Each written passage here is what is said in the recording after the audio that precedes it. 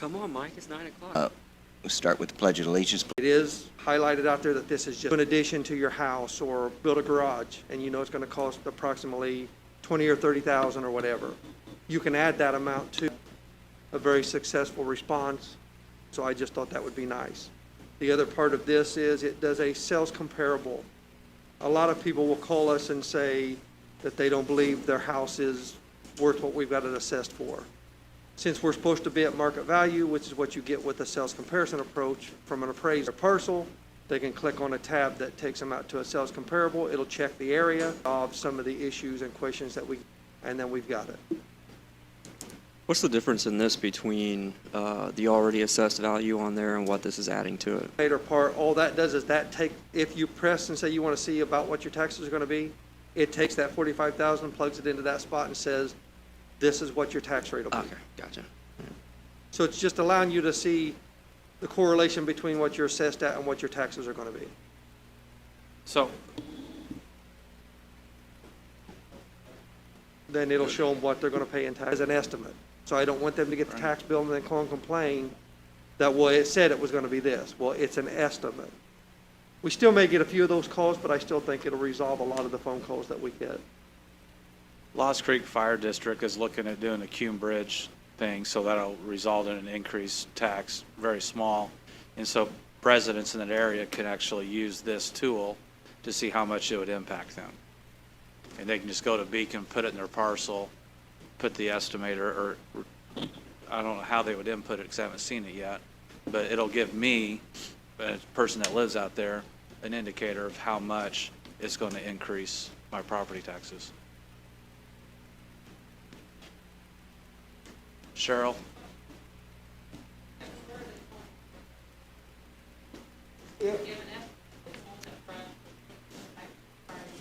I believe it pulls it from the state's website, and it also allows you to change it. So you can actually change that rate, whoever's looking at that site. Not us as the county, you as the individual, if you know what your tax rate is or what it's going to be, you can put that in there, but it'll default to the previous year. So we're just like in that case. We put the number in. As long as they know after. Can figure out with a calculator anyway, but it's Normal Joe Blow out there, I think it's going to show them exactly what they want to see. Well, you have an issue, you answer questions, you feel like this may help with answering some of those questions. I feel it'll answer a lot of the questions. parcel, and it showed the parcel next to what I was looking at, and it said recently sold for, and it had the amount on there. I don't recall what I paid for my house, but So when you supply a sales disclosure with a zero amount, it's going to show a zero amount. I understand that. But at one time, I know we had this, and then it kind of went away, and then so we've brought it back. I did bring it back because of a Okay. lot of check back off. Sure. I'm indifferent on it now. I mean, it did kind of help me on the property that I was looking at, and then what, I don't know, I just want to ask you that because I noticed it was gone. They don't have the options that we have us in our daily jobs here, so. Yep. Okay. I'll make a motion to approve the, Contract? the next step for I'll the second. estimator.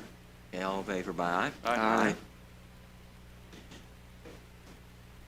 Back to item number 2, the review of the minutes, claims, and payroll from Vigo. They look good to me, so I'll make a motion to approve when you guys are ready. They look good to me, so I'll make a motion to second. All by aye? Aye. Aye. Okay. And we've got the claim docket for March 6th through the 12th in the amount of $4,287,000. Say, I think our county engineer. Ridge, just south of the beach. So, pretty straightforward. I think the attorneys had some things that they wanted included or changed in the contract. We got those changed through the consultant, and I think we're ready for approval. So, if you have any other questions, I'd be happy to answer.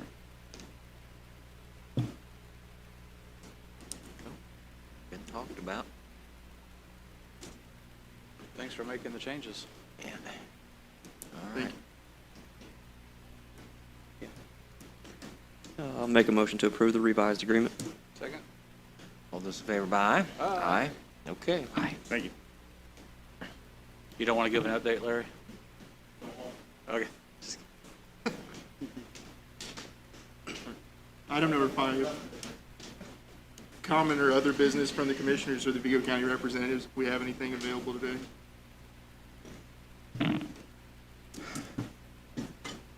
I was, okay, listen to Mr. Watson. You want to do something with Mr. Watson?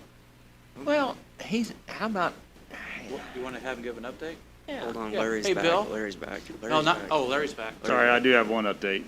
Trees will be coming down on Spring Hill starting today.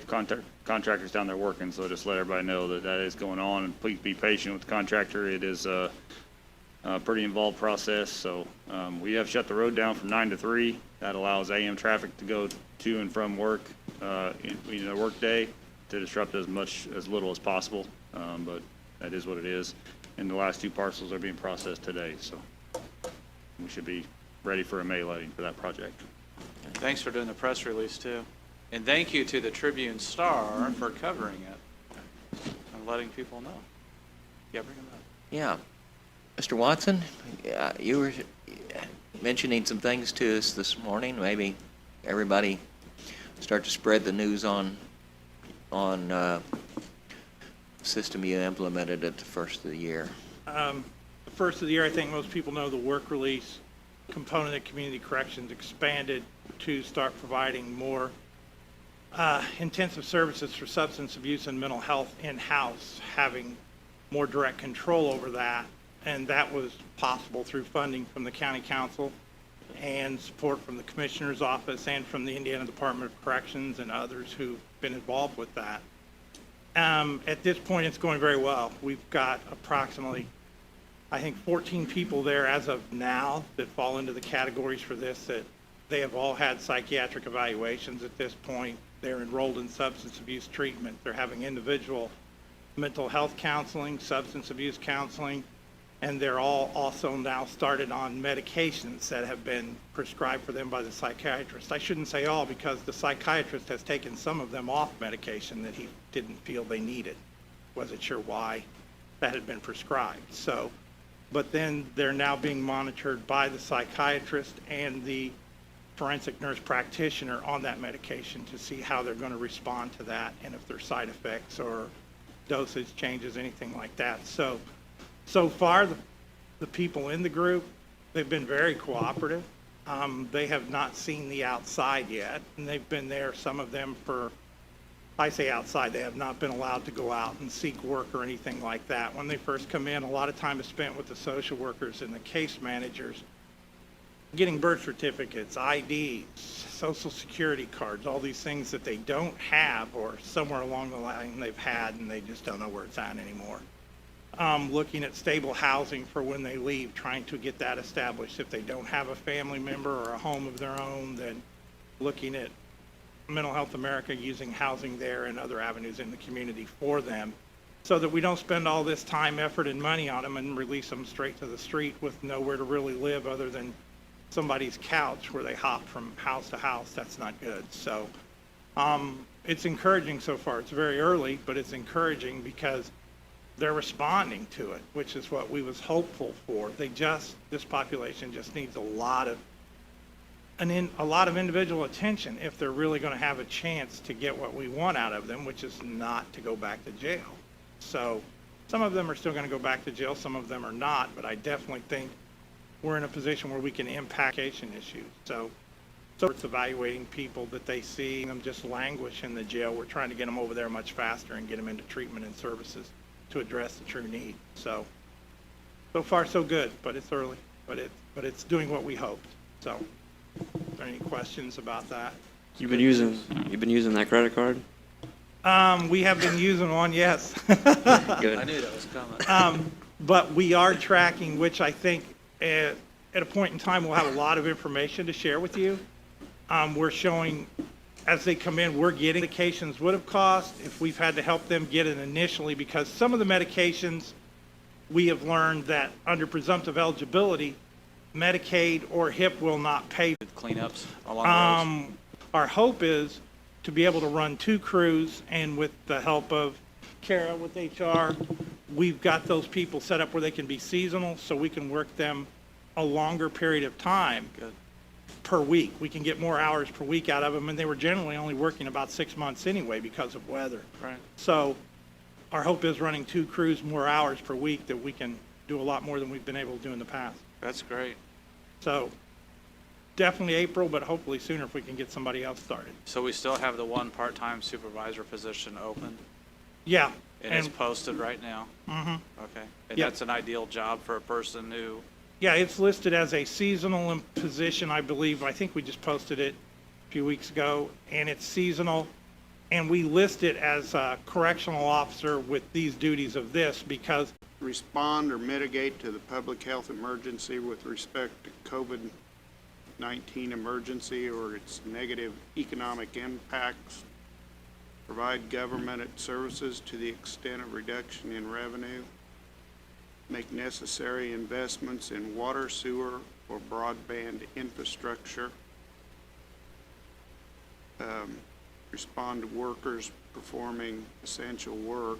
That would be premium pay for essential workers.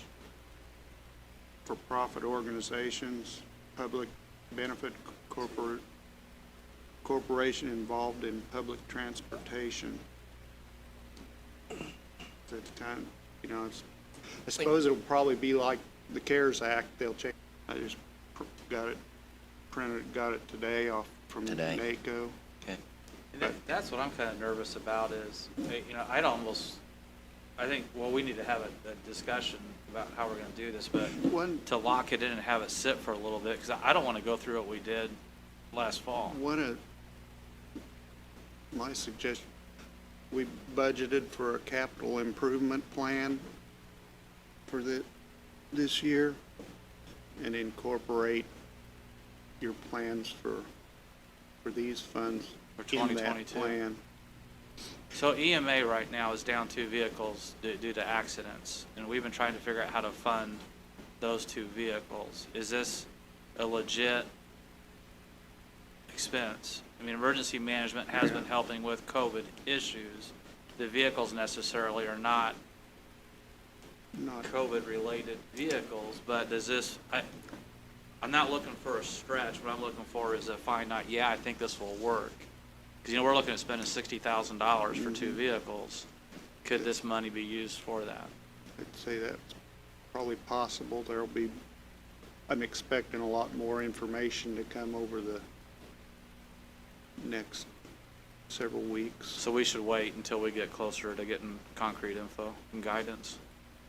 Cheryl's doing this big time back there, so, yeah.